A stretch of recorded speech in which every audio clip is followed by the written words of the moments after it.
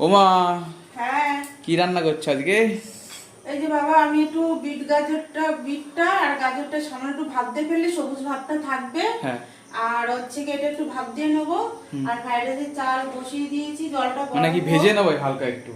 হালকা হালকা ভেজে নেবো? পরে ভেজে নেবো, ঘি দিয়ে ভাজবো। ও, আগে একটু সিদ্ধ করে ভাপ নেবো? দিয়ে ফেললে কি হবে, এই কালারটা ভাজলে ডিসকালারটা হবে না, ও।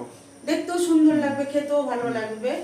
আর যে তেজপাতা নিয়ে নিয়েছি, সব যার যার যে ক্যাপসিকাম, তারপরে কিশমিশ কাজু নিয়ে নিয়েছি, অল্পই দিয়েছি, তোমার বাবা খেতে চায় না, বন্ধুরা দাদাভাই খেতে চায় না। আর এই যে এলাচ দারচিনি সবই নিয়ে নিয়েছি সরঞ্জাম। এখন আমি শুরু করছি। আজকে হবে কি রান্নাটা হবে কি? ফ্রাইড রাইস করবো। হ্যাঁ। আর মাংস কষা, ও, চিকেন কষা করবো। চিকেন কষা। চিকেন কষা তাহলে করবো। কালকের মতন করে করো। হ্যাঁ, কালকের মতো করেই করবো। বন্ধুরা, কালকে তো জামাই ষষ্ঠী আমাদের কপালে নেই, হ্যাঁ। তাই যেতে পারিনি। তাই আমরা আজকে ঘরে জামাই ষষ্ঠী ফ্রাইড রাইস আর চিকেন কষা। ঠিক আছে বন্ধুরা, দেখতে থাকো।